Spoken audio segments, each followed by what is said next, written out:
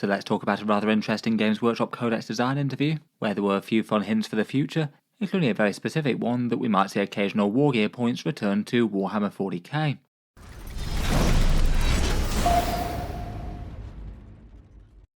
Hello and welcome back to Auspex Tactics, where today we're talking Games Workshop hints for the future, in particular focusing on a potential Wargear change. They're also reacting to a few other fun details about GW's Codex design system, which at the moment they don't usually tend to talk too much about the behind the scenes of. The news for this one comes from a Warhammer Plus show. I did think that this one could potentially be kind of interesting depending on what they covered. Basically they've got a new show called How We Roll. It really doesn't look like it's going to be a particularly regular feature. It's one of their sort of YouTube style shows, but behind their subscription service paywall, so not super accessible to the community at large. It looks like this How We Roll show might well be around about once a month, though I have a feeling that for the future ones they might be a bit more tempted to talk about all their various other game systems rather than Warhammer 40k. They do have lots of systems going on between both their fantasy and grim dark and Middle Earth settings, and I wouldn't be too surprised if they don't wind up coming back to Warhammer 40k for a very long time. In any case, the interview was with a newer rules worker who's been working with them for around about a year or so, and a 30-minute interview, asking a few general questions about Codex design and what they might be looking to do in the future. It maybe had a similar sort of vibe to what they've tried to do in the past with those Meta Watch videos that they used to do, but seem to have lost the appetite for now. I don't know if part of that is trying to pivot away from being seen as overly focused on tournament play, or the fact they often tended to be a fair bit of waffle and not so much about actual details, and that often meant that they had a bit of a negative reaction, so perhaps they stopped doing them for that reason. Given that it's basically Games Workshop interviewing Games Workshop, it's never really going to be too critical of themselves, but compared with what I was expecting, there were a few more interesting hints and details than I might have guessed. Probably the points thing being the single most interesting thing, though it's interesting to hear their take on a bunch of other things as to their Codex designs. For me, I felt like the single most interesting thing was the possibility of some points for Wargear costs coming back. Definitely one of the things that was one of the biggest criticisms of 10th edition when it came out, so I'm sure will be heralded as good news for a good chunk of people out there. For a couple of questions they talked about the idea of granularity versus rules being simplified and punchy, and they talked about this sort of consolidation of weapon profiles that they'd done in the past, given the examples of things like combi weapons and power weapons not having very slightly different stats for things like power axes, lightning claws, or mauls or things like that, so every single model in your squad might need to roll with a different profile, and it might take a fair amount of time to resolve the melee of a good bunch of squads, and instead consolidating them into things like generic combi weapon profiles, or accursed weapons or relic weapons for the Chaos Marines and Space Marines. I feel like there were some trade-offs with that. It definitely can be a bit painful to resolve the combat of certain units that still have the mixed profiles, like say Plague Marines currently perhaps, but I think people also don't like it when they have really powerful bits of Wargear feeling like they're punching far less than they should. Perhaps things like Thunderhammers on Vanguard Veterans being a good example there. Following on from that though, they also talked about the granularity of points and how they might have felt like they've gone a bit too far with this drive for simplicity, and the game designer drew attention to the example of a multi-melter for Sisters of Battle, just being a clearly scarier weapon profile versus the Ministorum Flamer or the Heavy Bolter in the unit. He said that that was something they were looking into at the moment, and they're more coming to the approach that will be simplified when it makes sense to, and will be more granular when we need to be. So far we've taken a blanket approach, but then used the words when relation to those bits of Wargear and things that if yes, points will be better, we should put points back there. That does seem like really quite a clear design direction from someone working in the actual Warhammer Codex team, so if we take that at face value, it sounds like some limited Wargear costs are probably going to be coming back to Warhammer 40k at some stage.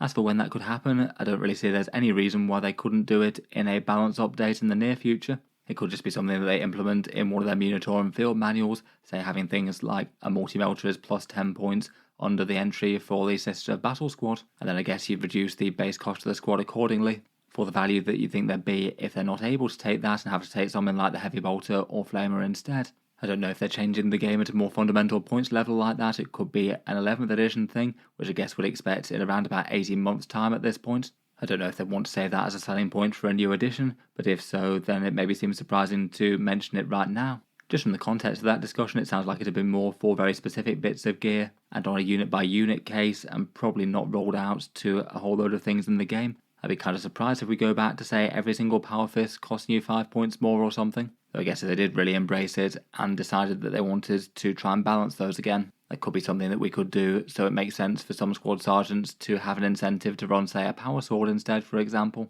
Definitely feels like it could have some good possibilities though, and maybe also for units where you can take two different Wargear options and one of them's just stronger than another one, say for example Wolfen with their hammers, or perhaps the return of Vanguard veterans with thunder hammers, both of which generally tend to be stronger than the other options that they can take, but at the moment they need to have one datasheet and points cost, and the only way that Games Workshop can get around that is making split datasheets, which maybe just feels kind of overkill if they could just literally charge slightly different points for them. In any case, definitely sounds like it could have some interesting potential, if indeed this does turn up in an update at some stage.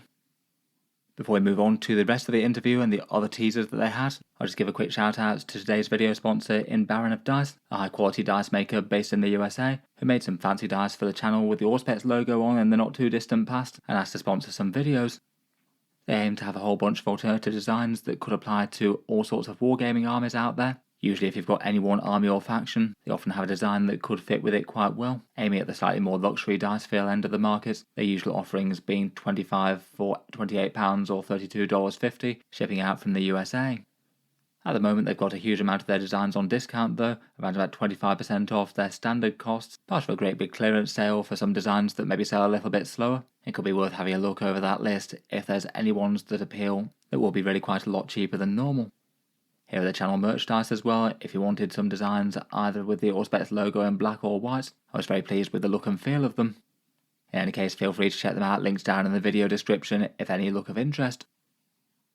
Otherwise, getting back to Games Workshop's Codex hints and teasers, the vast bulk of the interview was, as you'd expect, talking about how they approach designing codexes, mainly trying to focus on the points of what to convey with the rules as the feel of the army, trying to get each unit to have its own role within the army rules, giving examples like intercessors doing objectives with their special rules there, and which units are supposed to be able to deal with enemy tanks and vehicles or armoured elites or hordes, also with the idea of keeping the game overall. Maybe no huge surprises there. I feel like in their language towards talking about things these days, Games Workshop always seem to be really keen to stress that they're just not solely focused on tournament play for balance and things. In the interview they specifically called out that they want to make codex and balance changes to most help the average player playing standard games of 40k with their friends. I guess it's up to people whether or not to say that they actually feel that they are doing that, but it does kind of make sense given that that's the majority of their customers, even if tournaments and things get a lot of exposure. I thought it was interesting as well, they said that they get some feedback kind of on both sides of the spectrum, including things like them catering too much to tournaments, but also that a whole bunch of the rules for the codexes are in the Crusade sections as opposed to in the mainline bits, which I feel like maybe quite a lot of people ignore and then go on to say that 10th edition is bland and a bunch of rules are missing, or at least a few of those more out there rules tend to make their way into the narrative section rather than the main book. Otherwise, going through the Codex design process, one thing they dropped in there was that the Codex rules team is now twice as big as it was at the start of 10th edition, which certainly feels interesting enough. I wonder if the ones towards the later end of it will actually show that they've had a fair bit more time and thought put into them than some of the ones early on, if they do basically have double the man hours available. Otherwise, with their process, apparently the rules team now gets to work earlier than they used to in the past. I think they usually said slightly before the art, law and photography type teams, to try and get a bit more of a head start on playtesting and things compared with what they used to. And then the general process for the rules team seems to be what plastic miniatures will be in or out of the book, decide what army archetypes and feels the codex will be able to realise, both in terms of say sub-factions and fighting styles, and then individual units being able to be used in different roles, use that to inform the detachments and the rules things, and then have a couple of phases of playtesting, some internal playtesting to start with, and then pushing it out to external playtesters, who then also give their feedback. Interesting to hear them talking about playtesters specifically. It's not really something that they tend to highlight they do all that much, at least not in terms of the specific process.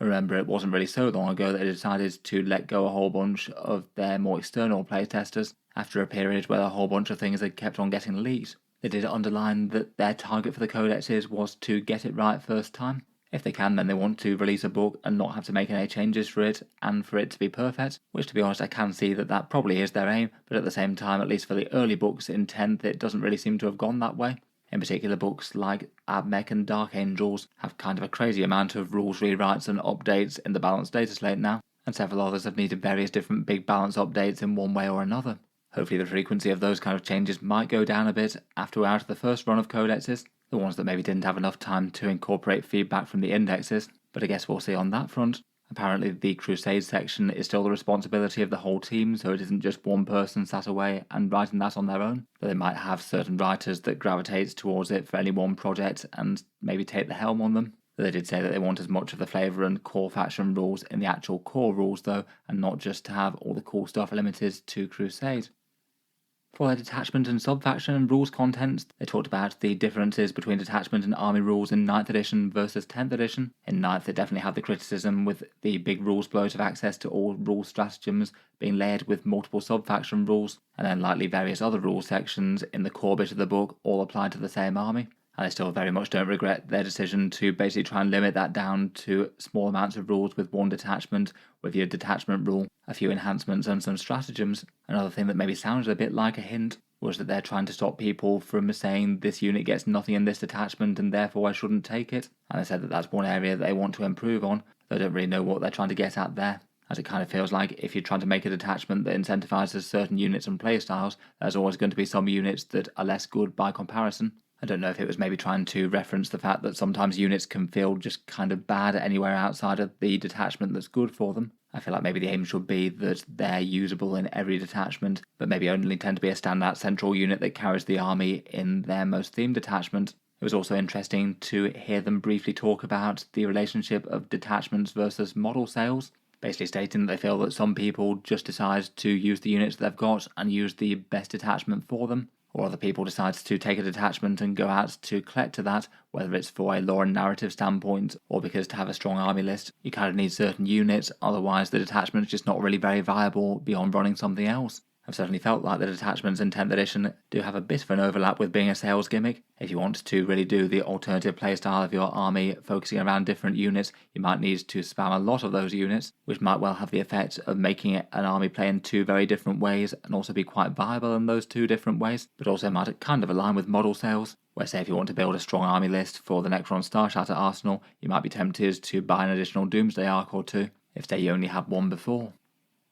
Talking of new powerful rules, they also mentioned Codex Creep as well, specifically as something that they're trying to avoid in 10th edition. Maybe not saying it so specifically, but I guess compared with 9th edition and before. And they said that one thing that they'd embraced a bit as part of their design process was developing quick comparison tools that they could use so you could weigh up one unit's stats and damage against others in the game, both from a kind of lore and feel point of view, with whether or not, say, one monster should be able to go toe-to-toe with this or should be beaten by them, or whether a Space Marine could flatten a Guardsman, I think they said a few times, but also to try and compare units one for one and make sure that their new units aren't just completely stronger than the last thing that came out. I feel like in 10th edition, for all the criticisms that you can make of other bits of it, Codex Creep does seem kind of infinitely better compared with 9th. In last edition it seemed to be that about 2 out of every 3 codexes that dropped would literally be the new strongest thing in the game or thereabouts, where in 10th edition it does seem to be a fair bit more of a mixed bag, most of them dropping at least somewhere between the sort of 55 to 45% win percentages when they came out, and while some have been very strong on release, like say Necrons and Orcs, some others have been really quite weak, such as say Admech, Dark Angels and Custodes.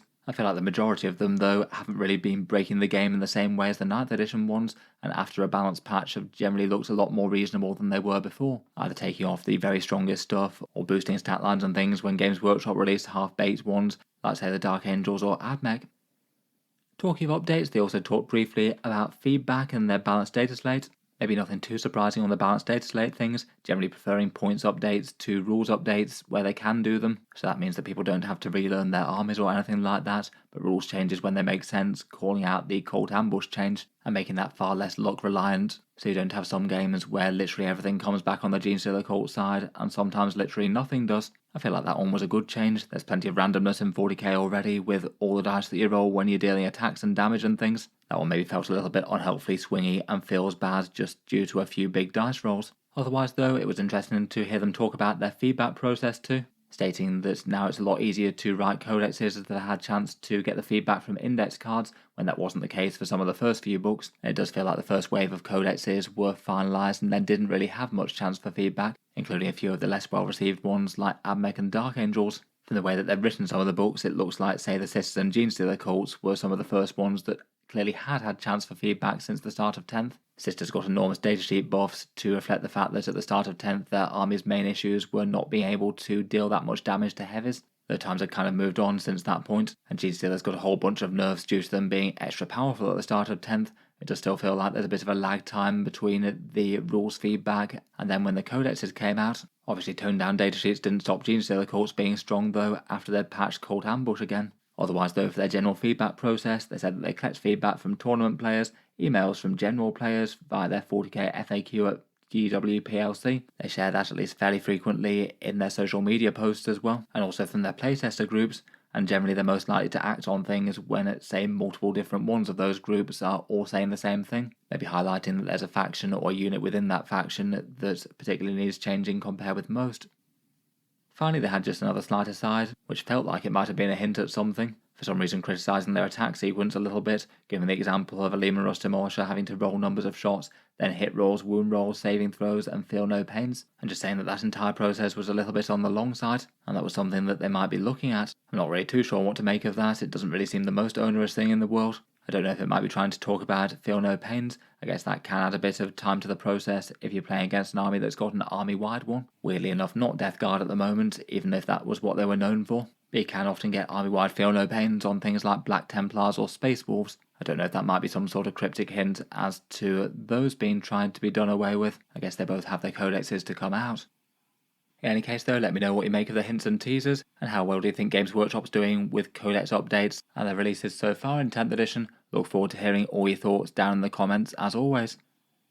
As mentioned earlier, feel free to check out Baron of Dice, linked down in the video description if you want some fancy dice that could apply to a whole bunch of factions. They've got that holiday sale on at the moment, so some of their stuff is 25% off, though there's plenty more in their more main range. Could potentially be useful if you want some alternative designs to the limited run offers that come out alongside codexes or similar. But in any case, a thank you to them for sponsoring this one.